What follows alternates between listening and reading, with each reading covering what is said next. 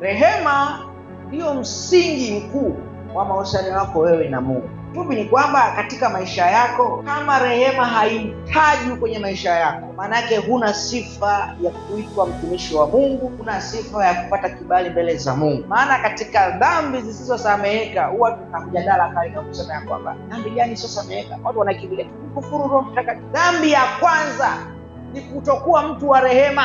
Kitu kikubwa ambacho Kristo alikija kukifanya katika ulimwengu huu pamoja na kwenda msalabani ilikuwa ni kuachilia rehema kwenye maisha ya wanadamu, msamaha wa dhambi. Sasa msamaha wa dhambi unafanya kazi kwenye maisha ya mwanadamu ambaye ana moyo wa rehema. Mathayo sura ya 9 mstari wa 13, maandiko yanasema, lakini nendeni mkajifunze maana ya maneno haya. Lakini nendeni mkajifunze maana ya maneno haya, nataka rehema wala si sadaka, kwa maana sikuja kuwaita wenye haki bali wenye dhambi. Kristo anatupa wito wa kwenda kujifunza, na hapa tuko hapa kwa ajili ya kujifunza. Anasema tukajifunze maana ya sentensi hii, nataka rehema wala si sadaka. Kipengele cha rehema kinazungumzia mahusiano kati ya Mungu na mwanadamu, lakini pia mahusiano kati ya Mungu na mwanadamu yanajengwa kutokana na mahusiano kati ya Mungu, mwanadamu na mwanadamu.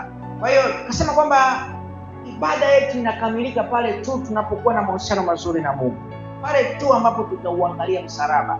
Cheti kinachotolewa msalabani kinakuwa na vipengele viwili vikuu kama tunavyoona msalaba. Msalaba unamhusishanisha mwanadamu na Mungu, jinsi ambavyo mbingu na ardhi zinakutana. Bwana asifiwe sana.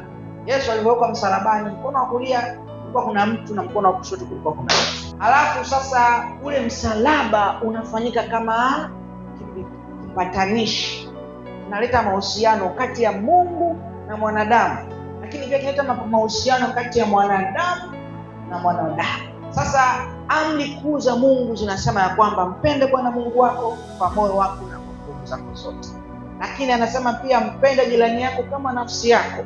Na anasema utasemaje unampenda Mungu usiyemuona ikiwa mwanadamu unayemuona unamchukia? Bwana Yesu asifiwe sana. Ule msalaba unakuwa na maana zaidi pale ambapo maisha ya mwanadamu yanahusika.